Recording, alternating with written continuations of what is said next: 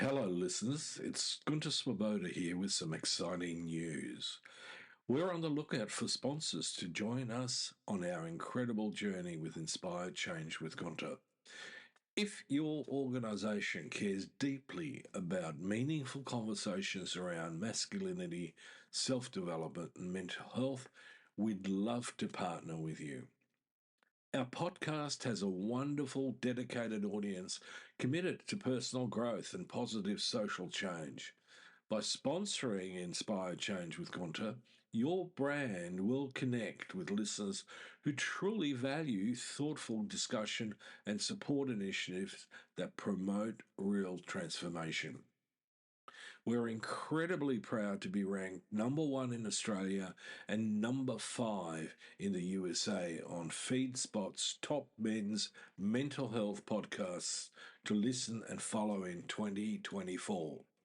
With an average of 50,000 downloads per episode each week from listeners all around the world, our reach is significant and growing. For more information on how to become a sponsor, please reach out to Miranda Spiegner Sapon, our showrunner and executive producer at Miranda at noirtainment.com. We'd love to explore how we can work together to inspire change. Now, thank you for your continued support, and let's keep inspiring change together. You're listening to Inspire Change, a broadcast that strives to educate, motivate, and empower men to challenge traditions of masculinity. To guide us through the intricacies and intersections of emotions, relationships, and male identity is renowned psychologist, author, and speaker Gunter Swoboda. This is Inspire Change. Before I begin the actual podcast, I would like to respectfully acknowledge the Gadigal people of the Eora Nation, who are the traditional custodians of the land on which I work. I would also like to pay my respects to their elders past and present. Welcome everybody to another episode of Inspired Change with Gunter. I'm your host, and in today's episode I want to continue a bit from the last podcast that I did, because I think I want to expand on a particular issue, and that is, leadership styles or frameworks. And I was approached by someone the other day asking me about, describing different types of leadership styles and, also the leadership frameworks that we operate in. On top of that, I had an interesting discussion with a friend of mine who's actually doing a dissertation on the issue of the CEO as a hero. I don't want to go into it too much. I don't want to steal his thunder.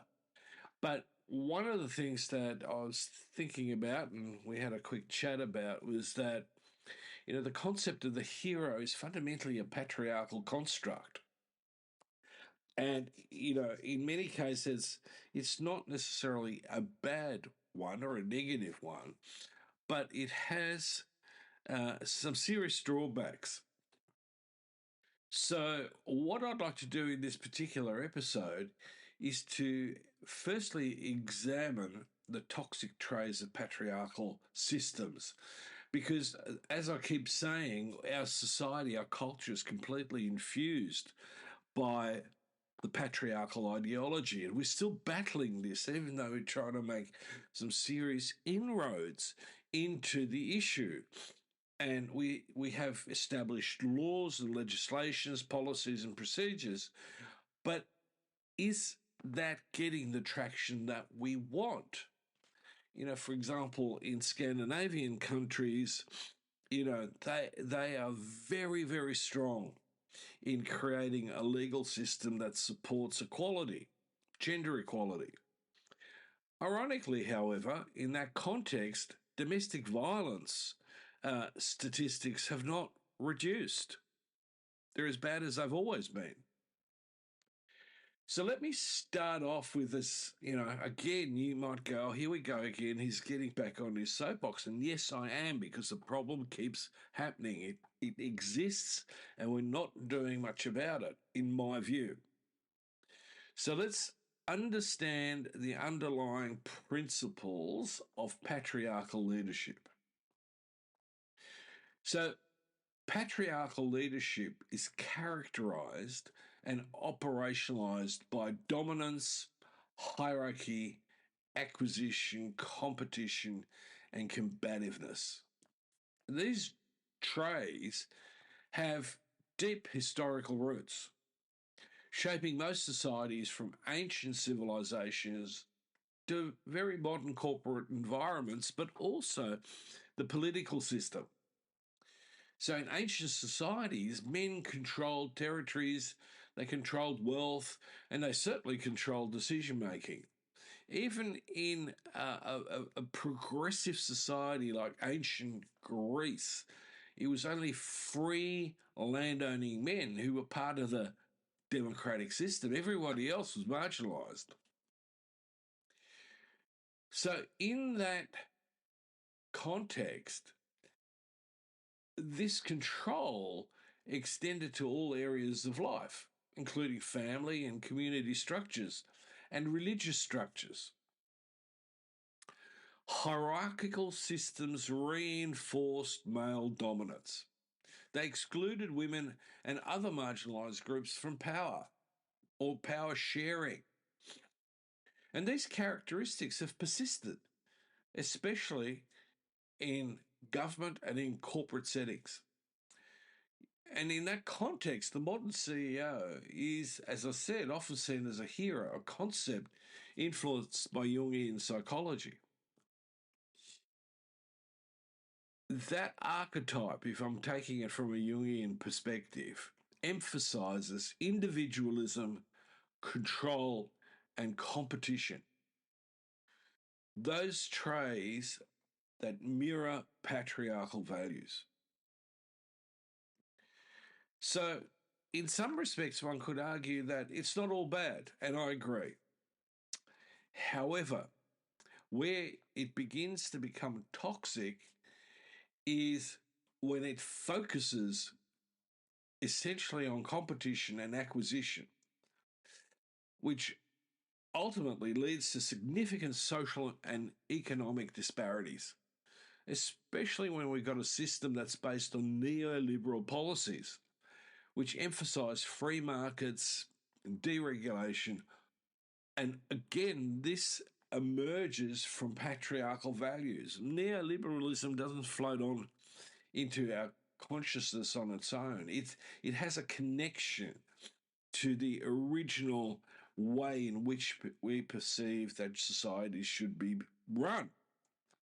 You know, especially when we talk about hierarchies and, you know, that competitiveness is natural and territoriality is natural to human beings. Not entirely so. And in another episode of this podcast, I might go into that more deeply, but let me stay on point here. You've heard me often give neoliberalism a hard time. And part of it is because it's really exacerbated economic inequalities. It has created vast wealth disparities and weakened social cohesion by prioritising individual success and supposedly market efficiencies. Except what we often forget is that we're presented with one type of market dynamics, capitalism, but there is another level, there is another game afoot, which has got absolutely nothing to do, really, in a sense, with capitalism. But as Yanis Yiannopoulos puts it, it's about techno-feudalism.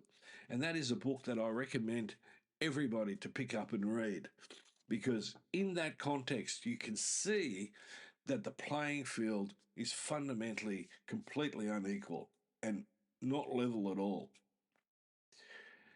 So the idea in this is that, you know, we continue to have a relentless pursuit of profit.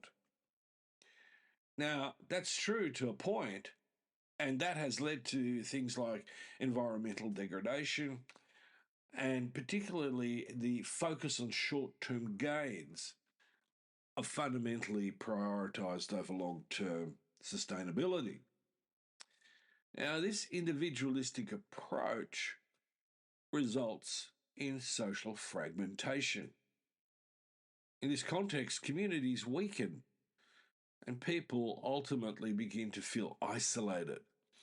Now, a reaction to that is people begin to form tribes. Whether they're good, bad, or indifferent isn't the point here, but we become more tribal in that context to get a sense of belonging, even when it's unhealthy, like, for example, the Nazi Party. So there is the need for a cultural narrative that challenges this. So, and in the current climate, we're talking about success as a personal achievement, ignoring structural barriers and collective responsibilities. This narrative fuels a culture of blame and resentment. Those who struggle are seen as failing to compete effectively, which overlooks the systemic issues that contribute to inequality. This mindset is particularly harmful in corporate environments where it fosters unhealthy competition and burnout. In my practice, and as I've said, most of my clientels are boys and men. There are some women, but most of the time, if they present with a work-related problem, I can frequently contextualize that and look at the toxic elements that has led to that person's level of distress or psychological disorder. You know, um, we've gotten rid of the idea that, stress is a diagnosable condition, and I agree with that in some ways. But we cannot ignore the systemic and contextual issues that, create feelings of inadequacy, that allows the person no space to exercise autonomy or agency because it's reduced through things like micromanagement. So we really need to get it into our heads that the system that we're currently operating with, which is fundamentally a patriarchal leadership framework, is toxic. It is hurting people. It is hurting society. It's hurting our communities. So, as I said, in my practice, this is a challenge because I can help that person fundamentally regain some sense of themselves and reduce their level of distress. But I'm not really in that context having any influence over the system where people feel overburdened, unsupported, and trapped in environments that prioritize profit, productivity over the person's well-being. Now, yes, we have, for example, in Australia now, a legislation and it's called psychosocial hazards, and it's incumbent on the organisation and its leadership to manage those. But we're at the very beginning of this. This is not yet matured where we can rely on this. So, what's the alternative? Well, one of the alternatives, the most probably effective alternatives, is distributive leadership. So, what am I talking about here? Distributive leadership emphasizes shared responsibility, it emphasizes inclusivity, and it emphasizes collaboration. Those very things that I put into the new masculinity context. So in my book, Making Good Men Great, Surfing a New Masculinity, I outline that in a detailed way. So what we get in that context is an environment that recognizes the strengths and contributions of everybody. It encourages collective decision making and values diverse perspectives. So, in this model, when we apply it, we see an increase in collaboration, cooperation. We see an increase in innovation. Creativity becomes much, much more evident. And we finally see a workforce that has, increased job satisfaction, better morale, and as an organization, I'm going to have fewer absenteeisms, less retributional behavior within the workplace. It also sorts out those people whose confidence exceeds their level of competence because the group will challenge them. They will, you can't fake it all the time. And in an environment that has allowed essentially narcissists and psychopaths to grab a serious foothold in leadership, this has become more and more and more important. We can see that in the political sphere, not just in the United States, but also in other countries like Hungary, where the leaning towards authoritarianism, i.e., that one man is going to solve all our problems, and if we give him power, things will change for the better, has become a significant trend. One that, in my book, is seriously, seriously scary. So, the problem that we got currently is that although distributive leadership is actually a much better model, and by all means, you can check the research, but it really has paid its dividends. But, we have, again, some challenges in terms of moving forward with this because corporations, politicians, leaders in the system at the moment who've been highly rewarded don't necessarily want this to change. Implementing this particular model requires significant cultural shifts and investment in training and development. But we also, most importantly, need to deconstruct the patriarchal ideology that drives this beast of patriarchal leadership, our economy the way that it is. Now, resistance to change is natural. Don't get me wrong, I don't think this is an easy step to take at all. Especially when we've got organisations with long histories of hierarchical leadership. Overcoming this resistance is going to require a level of commitment to cultural change and the development of skills that support collaboration and inclusivity. Now, we keep defaulting to technology to give us the edge. But technology is simply a tool, and in some cases, it's a weapon that is used to reduce the workforce simply to increase profits. And we have seen an enormous shift towards monopolies. Now that's not an opinion, that's fact. Again, lots of economists are talking about this in the current light. So what we've got to go and do is take up the challenges, accept that the transition to distributive leadership is worth the effort despite the hard yards that we're going to have to take. So we're going to take on the toxicity of patriarchal leadership. And we also are going to build, therefore, more resilient and adaptable organisations. They have longer term sustainability. In my work, I've seen firsthand how embracing distributive leadership can transform workplaces. There's not many, but there's more and more leaders who are stepping up and looking at addressing issues like silos in their organisation and looking at toxic behaviours and how they can be managed by the group, not just top down, but it's top down, bottom up.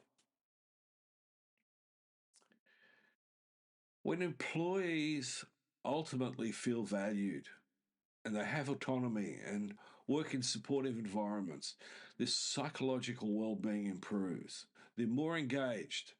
They're not just more productive, they're more creative and innovative. And ultimately, they have a sense of personal success in the context of the organization's success. It becomes a we rather than an I that leads from the front or cracks the whip from the back. We know that making teams self-governing works.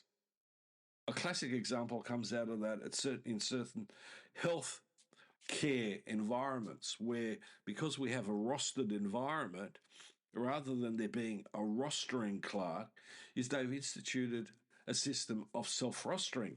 And guess what? It works a lot better than anything else tried.